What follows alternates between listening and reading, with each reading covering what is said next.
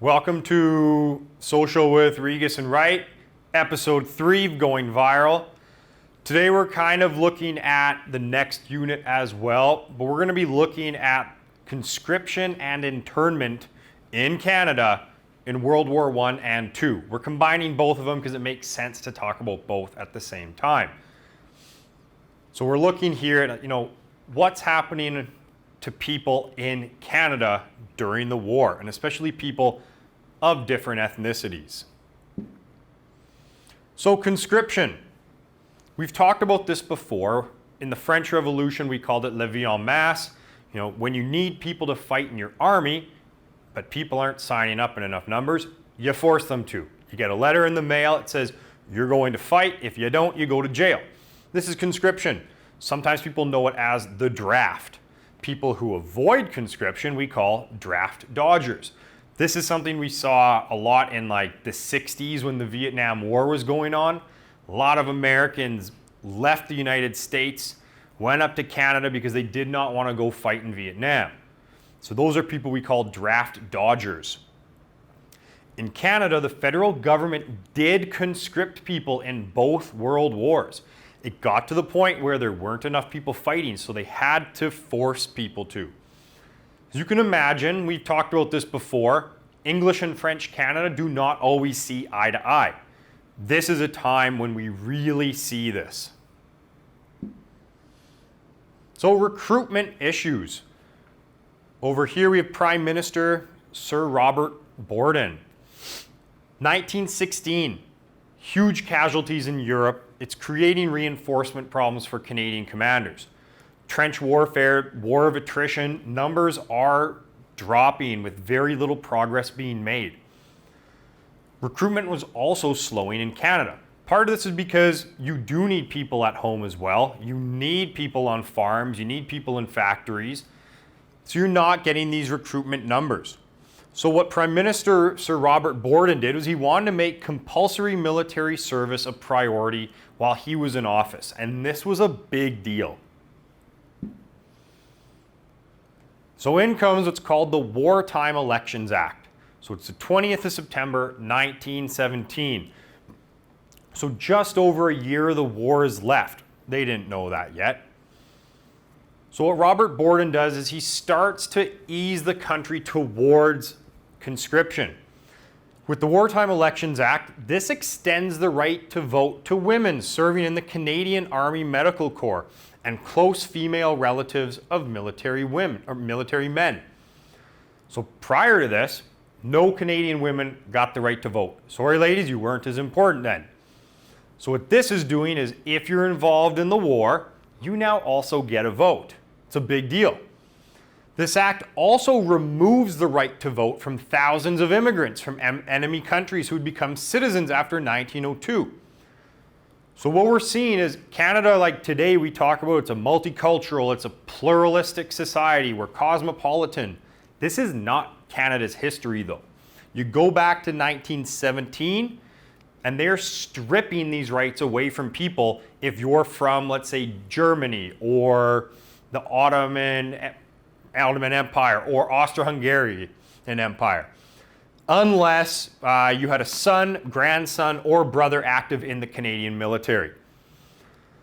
This law also removes the right to vote from conscientious objectors. So if you're one of those people who say, my religion does not allow me to fight, well, the government would then say you also don't get to vote. Again, they're trying to encourage people to fight in the army. By taking the vote away from people who don't want to fight and giving the right to vote to people who are pro-army, what you do is you build a strong base of people who are going to accept things like conscription, because the people who are voting are people who are supporting the war. So that's the Wartime Elections Act. A little bit later, they passed the Military Service Act. So again, voluntary enlistment in the Canadian Army was not even. They did not believe that the Canadian Corps could maintain itself without conscripting people. Canada had experienced some huge losses of people, battles of Vimy Ridge, Passchendaele, the Somme. Canadians were dying. So 1st of January 1918, the government starts to begin to enforce the Military Service Act. In Canada, there were 404,385 men liable for military service. So that means you meet the criteria of somebody who should be serving in the military. Out of that 404,000, over 385,000 sought exemption. So most of the people there tried to get out of it. Eventually, 124,558 or 588 were added to the army, but only 24,000 of those made it to France. So we see there's 400,000 Canadians that meet the criteria. Most of those try to get out of it. We end up with 124,000 that are actually added to the army, but only a small portion of those go overseas. So here's Robert Borden addressing the troops. While this is happening though, the feelings toward conscription is not even between Quebec and the rest of English Canada. The French in Quebec, they are neither loyal to England or France. Therefore, they didn't want to fight. I think going back to even the 1700s, France started to sever ties with Quebec. They were not sending French people over to immigrate to Quebec and carry on this French culture. So Quebec did develop its own distinct identity, where they did not have loyalty to the French state. English Canada is quite a bit different. We're still a Commonwealth country, we're a Dominion, so English speakers are feeling more loyal to that English crown, therefore willing to fight. That doesn't mean that the French didn't get conscripted though. And so what we see is anti-conscription riots breaking out in Quebec in 1918. We have the Easter riots in Quebec City. Over 6,000 soldiers were called out. They were deployed with the War Measures Act to quell the riots. Now, the War Measures Act, that's when the government is able to suspend basic rights so that they can make executive functions easier. During these Easter riots, troops were attacking rioters with gunfire, but you also have things like ice, like chunks of ice being used as weapons, bricks, and other things. About 150 people were killed in these anti-conscription riots. So it really shows how much of an issue it actually was in French Canada. Like we said, 24,000 Canadians were conscripted to the point that they got sent overseas. Now let's take a look at World War II.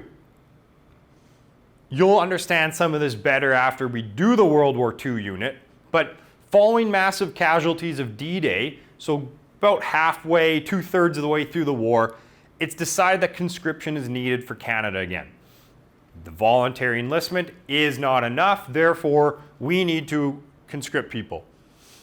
Same as World War I though, this is very uneven between French and English Canada. In World War II, only 12,908 conscripted soldiers were sent to fight abroad.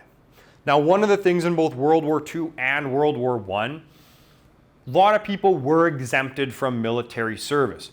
For example, if you had a farm, somebody or two people had to be left to man the farm and actually be on the fields working. So a lot of people who had jobs that the government deemed necessary for survival, maybe they didn't go fight overseas because they were playing their part working at home. Now let's talk about internment in Canada. So this is a bit of a change of pace. To be interned, that's essentially you're put in prison, you're locked up. The Canadian government took this approach in both world wars for people that they deemed enemy aliens. This is a picture of an internment camp in the Rocky Mountains. War Measures Act. Beginning of World War I, the government passes the War Measures Act. This is in force from the 4th of August 1914 all the way to January 1920.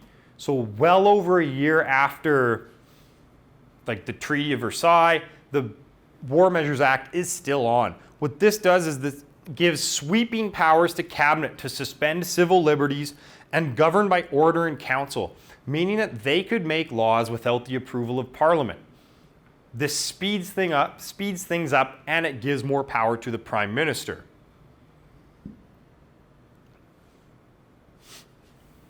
The proclamation respecting immigrants of German or Austro-Hungarian nationality. It's a mouthful, but what this was it was an act that authorized the arrest and detention of Canadians who had the background of Austro-Hungarian descent or German, if there were reasonable grounds to believe they were hostile. So some of you may have background of maybe Ukrainian or German. These were people that the government would arrest if they thought maybe they were hostile. What we see is during World War I, 8,700 men were interned across Canada. Almost 6,000 of those would have had origins from the Austro-Hungarian Empire, and the majority of which were Ukrainians. Over 2,000 Germans, 205 Turks, 99 Bulgarians, and then several women and children voluntarily interned themselves to be with their families. Approximately 80,000 people, mostly Ukrainian Canadians, were obliged to register as enemy aliens during the war. So they had to report to the police, they had restrictions on their freedoms, and when people were interned, the government just took their property. Tough luck, you're in a camp now. Some of these camps were responsible for things like building the highway between Banff and Lake Louise and other major projects, including in the mountains. They also were paid less than half the wage of a regular laborer. World War II. Once again, we have the War Measures Act. During this time, nationals and Canadian citizens are subject to internment. The main groups that we see interned during World War II, we have German, Italian, but mostly people of Japanese ancestry. Over 24,000 people were interned. So with Japanese internment, beginning in 1942, so a couple months after the attack on Pearl Harbor, an order in council is passed which gives the federal government power to intern all persons of Japanese origin. 22,000 Japanese Canadians, 14,000 of which were born in Canada, are put into internment camps. This is done even if there was no evidence of espionage or sabotage. Their property was taken from them. They were moved inland, either in British Columbia or Alberta, made to work in camps. And they had restrictions on goods that they could buy. Essentially what we see here is that what it means to be a Canadian, it's varied throughout history, and in Canada's history as well. You might have been born in Canada, but you still could have been an alien to the people.